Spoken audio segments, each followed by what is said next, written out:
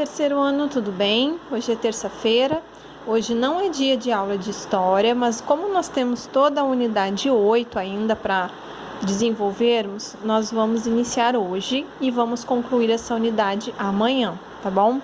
Na unidade 8 de história, está falando sobre trabalho e lazer nas cidades. Lá na página 24, está falando sobre as mudanças nas formas de trabalho. Então, com o aumento da população dos países, entre eles o Brasil, as vilas e cidades, elas foram sendo formadas e muitas maneiras de trabalho surgiram. As atividades de trabalho realizadas nesses locais eram essenciais para o funcionamento da vida em sociedade. Antigamente, também havia alguns trabalhos que exigiam conhecimentos técnicos especializados, como no caso dos cirurgiões, dos barbeiros, dos sapateiros, dos ferreiros, dos padeiros e etc. Essas profissões passaram por várias mudanças graças aos avanços tecnológicos, mas continuaram existindo, mesmo que em diferentes formatos. Por outro lado, várias profissões que existiam antigamente não são mais necessárias hoje em dia. Vamos conhecer algumas delas? Então, aqui a gente pode ver o acendedor de lâmpadas, de postes, né? Hoje em dia não existe mais essa profissão, né? Quase 100 anos atrás, quando o cinema se popularizou na década de 1920, os filmes eram mudos, ou seja, gravados sem som, não tinha som.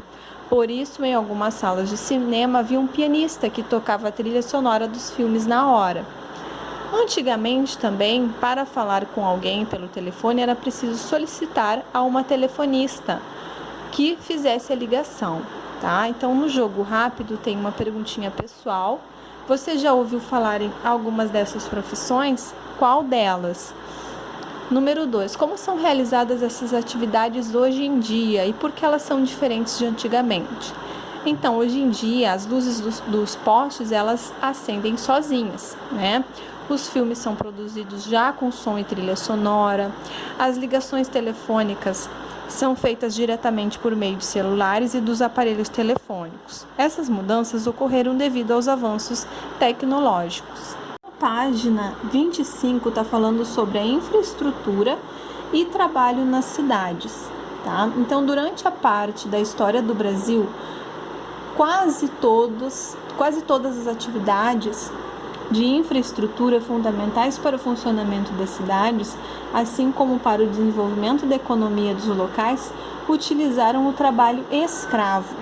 Algumas das atividades realizadas por eles não existem mais ou são exercidas em escala bem menor, visto que, em muitos casos, a tecnologia substituiu a mão de obra humana. A seguir, vamos analisar duas imagens produzidas no passado por pintores europeus que vieram para o Brasil e registraram suas impressões sobre o dia a dia de nosso país. Essas imagens retratam atividades que eram exercidas por pessoas escravizadas e que hoje em dia não são mais necessárias na maior parte das cidades. Antigamente não existia água encanada, como hoje em dia. Os trabalhadores escravizados eram responsáveis por pegar água nos rios e levá-la até a casa dos seus senhores. Os trabalhadores que praticavam essa atividade eram chamados de carregadores de água. Hoje, grande parte das casas tem encanamento com água, porém, em alguns lugares, principalmente naqueles que têm problemas relacionados à seca, ainda é necessário buscar água diretamente da natureza. Hoje existe encanamento para conduzir a água e uma profissão muito importante para o funcionamento desse sistema é a do encanador, porque o conhecimento desse profissional é necessário para que os encanamentos funcionem de maneira correta. Então, aqui a gente pode ver os profissionais escravizados, os carregadores de água, né? E aqui uma foto atual, a água saindo da torneira.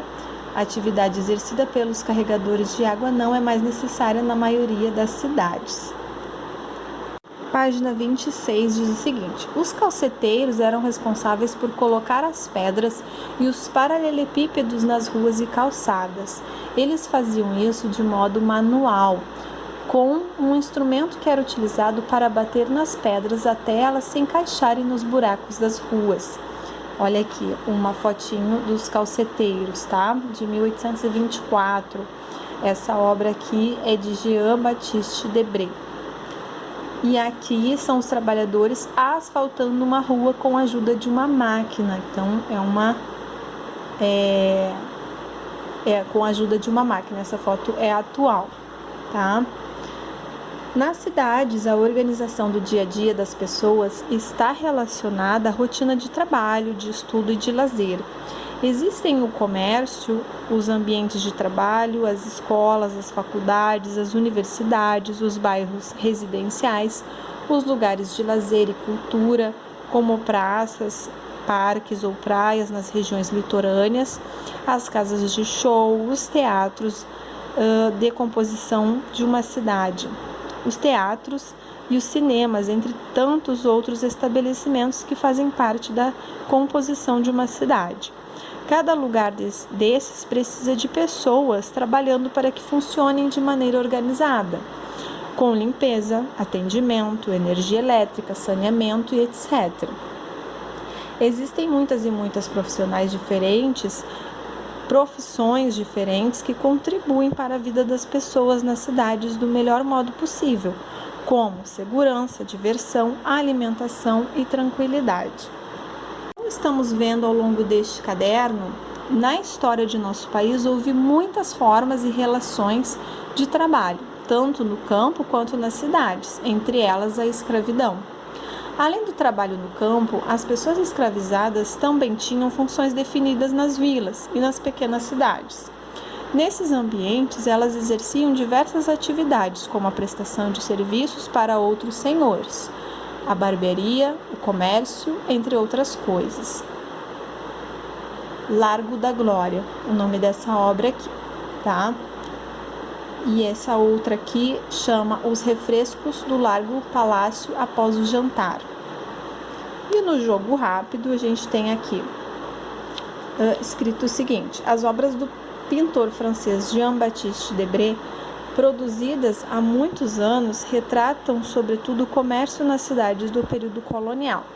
Observe as imagens e assinale dentre as opções abaixo a fotografia que representa um trabalhador atual praticando o comércio ambulante, assim como as pessoas retratadas nas obras de Debré. Então, a gente pode ver aqui um carteiro, né? Aqui é o ambulante, que é aquela pessoa que trabalha vendendo nas ruas, né? E aqui é uma pessoa que está passeando com os animais, com os cachorros. Então, na letra B, nós vamos marcar o X. Na página 28, fala sobre outros trabalhos de antigamente. No Brasil colônia, os membros das camadas mais ricas da sociedade ocupavam os cargos públicos importantes, eram proprietários de terras, escravos e estabelecimentos comerciais, e exerciam atividades religiosas.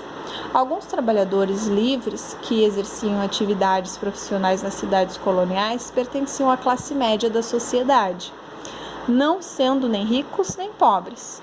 Podemos citar dentre eles os pequenos comerciantes, os donos de oficinas, os artesãos, os alfaiates, os carpinteiros e os sapateiros. Havia ainda os profissionais que exerciam atividades especializadas, como os farmacêuticos, os cirurgiões, os joalheiros e etc. Botica, de Jean-Baptiste Debré, tá? Nas boticas eram vendidos remédios e produtos farmacêuticos, era como se fosse uma farmácia. Aqui, hoje em dia, os lugares que vendem remédios e outros produtos são chamados de farmácias, né? Quem trabalha na farmácia é especialista em medicamentos, entre outras coisas, é o farmacêutico, tá? Desafio. Baseando-se na análise dessas duas imagens, faça uma pesquisa sobre as farmácias hoje e antigamente. Registre em seu caderno informações sobre os diferentes tipos de tecnologia utilizados nessa atividade nos dias de hoje e em que aspectos eles se diferenciam dos que eram empregados no passado. Tá bom, pessoal? Essa atividade, então, é no caderno. Na página 29, nós temos que tirar do material de apoio estas figuras aqui, tá? Estas imagens. e colar no livro direitinho, tá? Então eu vou deixar aqui o vídeo para vocês darem uma pausa e conferir aí com um de vocês, tá? Ó, o padeiro, o marceneiro, o acendedor de lampiões, o vendedor ambulante, o farmacêutico e o carregador de água, tá? E aí o que vocês vão fazer? Vocês vão assinalar com um X as figuras que mostram profissões que ainda existem na região onde você mora. Tá bom? Então você vai ver, tem um padeiro, se tiver marca X, tem um marceneiro, aquele que trabalha com madeira, se tiver marca X, tá? E aí vocês vão observando imagem por imagem e vão colocando X aí nos profissionais que ainda existem na região onde você mora. Agora, pessoal, página 30, nós vamos falar sobre o lazer e cultura nas cidades. Fazem parte dos costumes humanos o desenvolvimento de hábitos festivos, né? As brincadeiras, as atividades de lazer, os produtos artísticos, como nós já estudamos. Nas cidades do período colonial, isso já ocorria, apesar da terrível condição que a escravidão trazia para as pessoas escravizadas. Os africanos trazidos para trabalhar no Brasil desenvolveram diversas manifestações artísticas para se encontrarem, divertirem-se e tornar a vida mais tranquila, né? Essas manifestações são muito importantes para a cultura de nosso povo. Alguns lugares das cidades brasileiras na atualidade carregam a memória desses atos de lazer, como é o caso da Pedra do Sal, localizada na região portuária do Rio de Janeiro. Nesse local, homens e mulheres escravizados se encontravam para festejar, dançando e cantando músicas.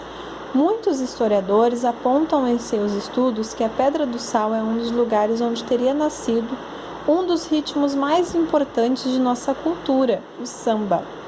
Depois do fim da escravidão, a Pedra do Sal continuou sendo um local de encontro dos negros que moravam na cidade. E lá grandes nomes do samba fizeram composições importantes, cantaram, divertiram-se e alegraram a região. Assim, esse local, que antigamente era um lugar de lazer dos escravos, hoje permanece importante para a nossa cultura, sendo tombado como patrimônio histórico e cultural brasileiro.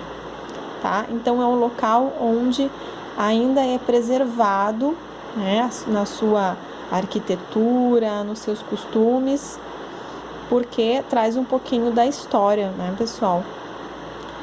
Aqui, por exemplo, a roda do samba na Pedra do Sal, em dezembro de 2016. No tempo da escravidão, esse era um local de encontro e hoje permanece muito importante para a nossa memória.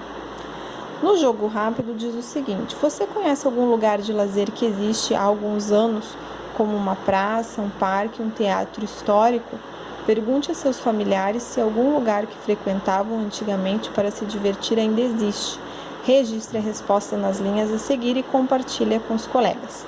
Então aqui vocês, né, só vão responder aqui, fazer aí a entrevista com os familiares de vocês, tá bom? E lá na página 31 fala sobre artistas negros na cultura brasileira. Diversos artistas negros ajudaram a construir a vida cultural das cidades de antigamente.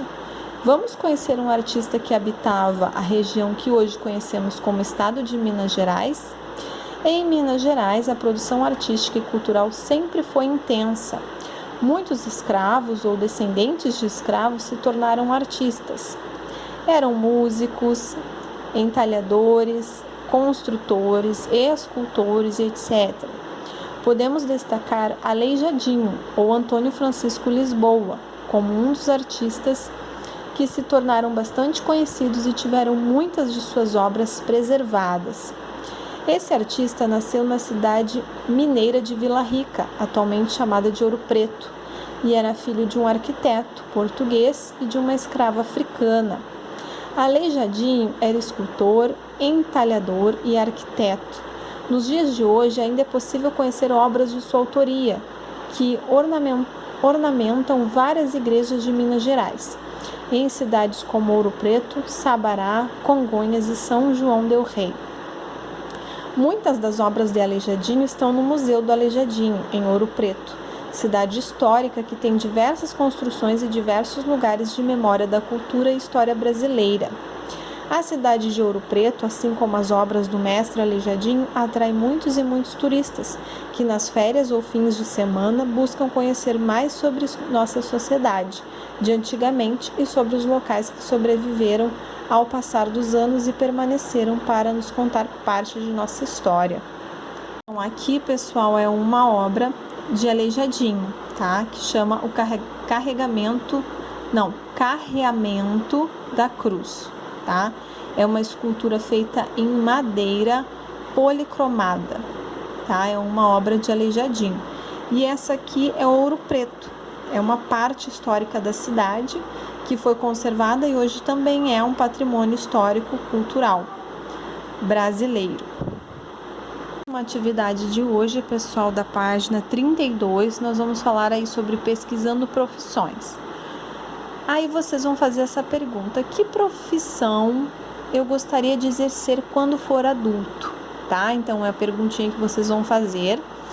E após refletir aí sobre qual seria essa profissão, vocês farão uma pesquisa se essa profissão já existia no passado ou se é uma profissão nova.